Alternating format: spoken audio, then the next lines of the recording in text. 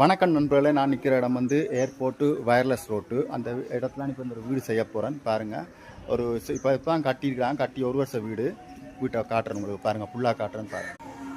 இதான் வீட்டின் முன் எலிவேஷன். இது வந்து கார் பார்க்கிங்கு பாருங்க. இது வந்து வராண்டா.